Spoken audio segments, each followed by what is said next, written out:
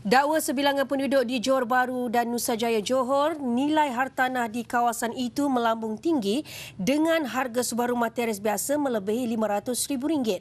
Pembelinya golongan berkemampuan dan pelabur asing. Kemusykilan timbul apabila ada pihak pemaju didakwa tergamak menafikan hak golongan Bumiputera. Ikuti pendedahan eksklusif Amin Hayat Abdul Rahim. Bandaraya Johor Bahru, Nusajaya dan Medini, dua daripada 5 zon ekonomi utama wilayah Iskandar Malaysia yang terletak di negeri Johor.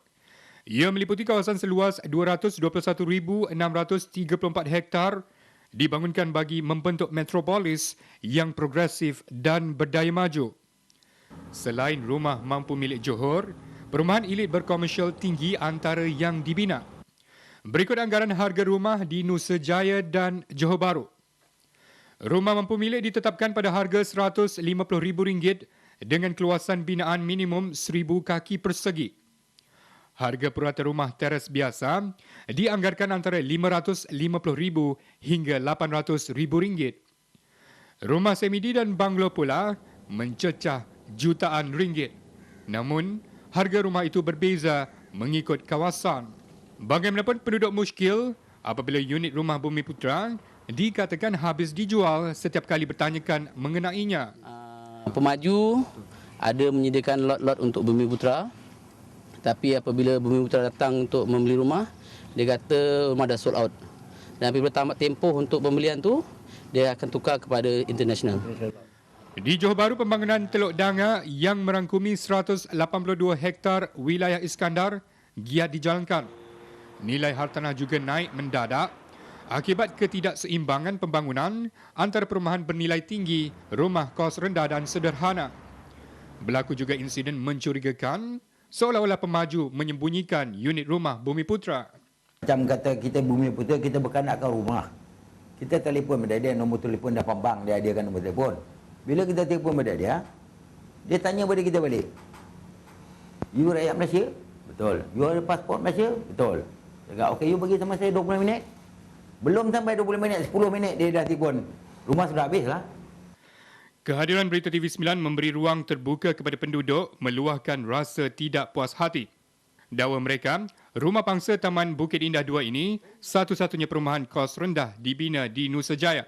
Kemudian timbul cadangan membangunkan projek perumahan sama. Tetapi, projek perumahan jenis kondominium ini pula diusahakan.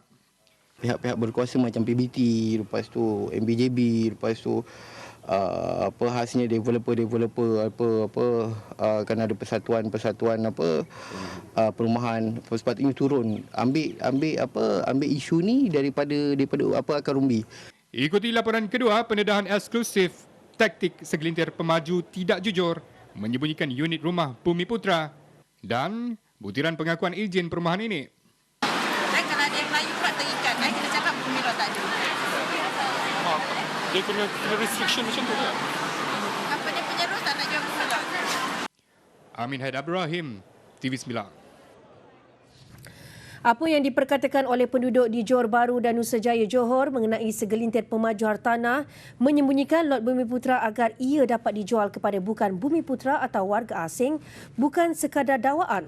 Ejen hartanah sendiri mengaku perkara itu berlaku. Ikuti bahagian kedua laporan Amin Hayat Abdul Rahim. Berdasarkan aduan penduduk terlibat, saya mendapatkan ejen perumahan di Johor Bahru untuk pencerahan. For Bumi, how much? We don't have Bumi. Oh, you don't have Bumi? Yeah. Why? We apply like release first before we construct. Usually double story, semi-D bungalow, we don't have Bumi. But for single story, we have. Oh, I see. But you still available lah, the Bumi Yes. laws. How many still have? How many percent you have? How many percent? 40% total project got 40%. Yes. So for this block, 10%. Ada ejen perumahan yang ditemui mengakui unit rumah Bumiputera disimpan oleh segelintir pemaju. Ejen perumahan terlibat turut mendakwa terikat dengan dasar syarikat iaitu menyembunyikan hal itu daripada pengetahuan umum. Ada setengah orang cakap orang reserve Bumi tu dia nak jual balik, betul ke? That one is yes. Memang ada developer yang praktis macam itu. Dia tak jual kasih Bumi tapi dia cakap government Bumi tak beli. So dia akan apply untuk release convert the Bumi. Bumi lot jadi Bumi release. So dia boleh jual. Bumi lah belum release lagi. Maknanya ada ke tak ada? So, masa belum rilis tu Maksudnya belum boleh jual untuk bumi. oh kenapa? Tak, katanya ada problem kat SUK ke apa. Menurut ejen perumahan berpengalaman lebih 9 tahun dalam bidang hartanah ini, sikap pemaju yang gairah mengaut untung antara punca lot Bumiputra di Sorok, terutama melibatkan hartanah di lokasi tumpuan. Pihak berkuasa juga didakwa kurang melakukan penguatkuasaan dan pemantauan. Sepatutnya setiap launching ada kaunter untuk semakan. Yang biasanya benda ni adalah di bawah Setiausaha Kajang di Johor lah bahagian perumahan. Sebabnya dia kena hadir, maknanya setiap Bumiputra yang hendak memiliki rumah tu, dia akan pergi dekat kaunter tu dulu buat semakan sama ada masih ada lot ke tak ada.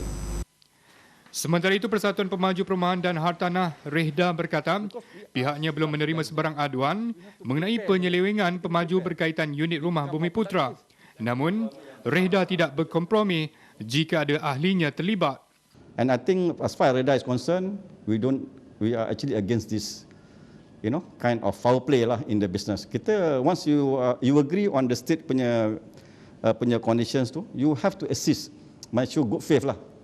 Kita nak semua pemaju kita, our members, especially Rehda members, to show good faith dulu. To show good faith and then to show open the book and say, look, memang tak ada. Katanya denda adalah sehingga 10% daripada harga rumah. Bertemu kembali. Perbuatan segelintir pemaju perumahan di Johor menyembunyikan lot rumah Bumiputra seperti didedahkan wartawan Amin Hai Abdul Rahim dalam dua laporannya sebelum ini mendapat perhatian Menteri Besar Datuk Seri Khalid Nordin berkata Badan Penguatkuasa Khas bagi memantau aktiviti industri hartanah di Johor akan diaktifkan. Beliau turut mengakui 157 pemaju gagal membina lebih 180,000 unit rumah mampu milik di Johor. Ada di antara rumah itu sepatutnya dibina sejak tahun 1980-an lagi. Dalam temu bual eksklusif bersama Datuk Seri Khalid di kediamannya di Johor Bahru, beliau berkata, pemaju perumahan yang ingkar arahan akan didenda atau tanah projek perumahan pemaju dirampas.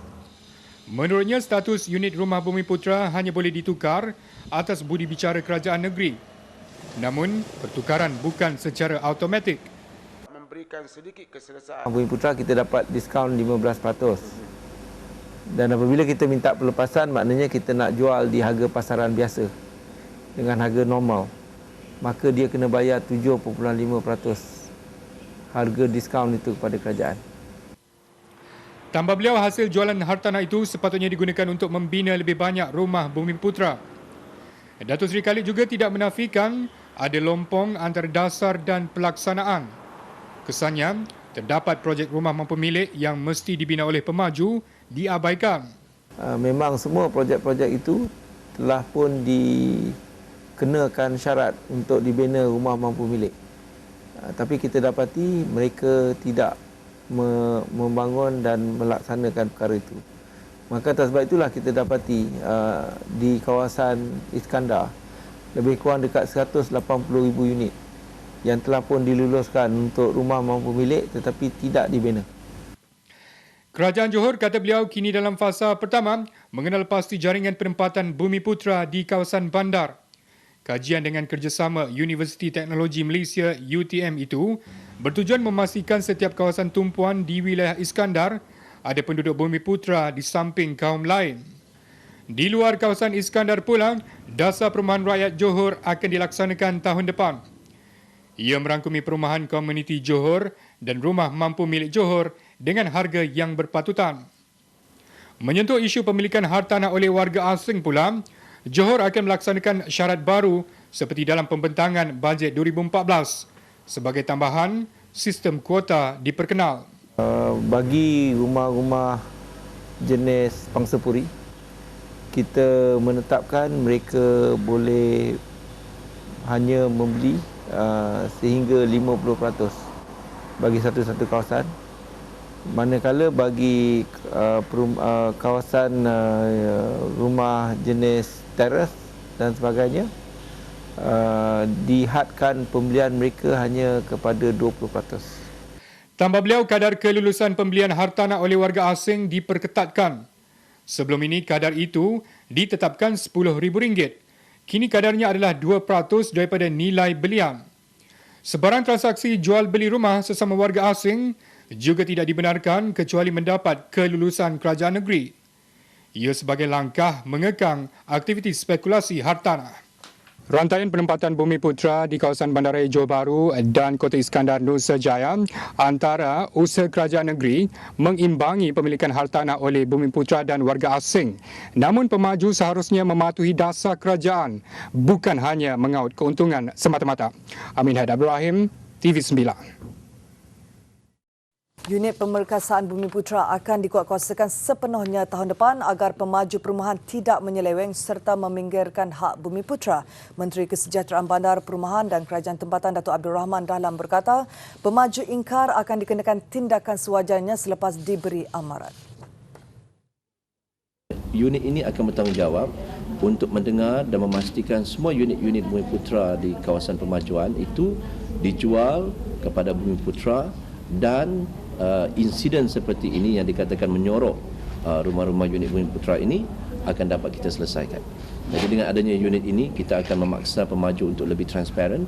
Kalau ada orang yang dah beli unit tersebut, kita nak tahu siapa dia, namanya, lokasinya, statusnya dan bagaimana. Beliau mengulas isu pemaju menyorokkan lot Bumiputera di Johor seperti didedahkan Berita TV9 sejak 3 hari lalu. Tambah Datuk Abdul Rahman, semua maklumat unit rumah Bumiputera yang sepatutnya disediakan oleh pemaju akan disimpan dalam satu pusat pengumpulan data. Pemeriksaan akan dibuat untuk mengenal pasti pemaju yang gagal mematuhi syarat sebelum tindakan sewajarnya dikenakan. Unit pemerkasaan Bumiputera juga bertindak memantau pengiklanan pemaju. Kerajaan menyarankan pemaju mengiklankan secara terbuka unit rumah Bumiputera yang belum terjual. Menyentuh isu pemilikan hartanah oleh warga asing, beliau berkata, strategi yang dirangka dalam pembentangan bajet 2014 akan dikuatkuasakan. Kementeriannya akan memantau impak dasar itu untuk tempoh setahun, sama ada ia mampu mengekang spekulasi hartanah dan menstabilkan harga rumah ataupun sebaliknya.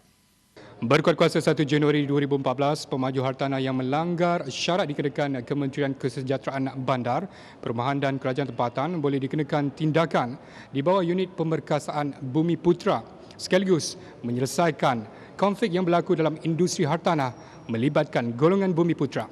Amin Haid Abdurrahim, TV9.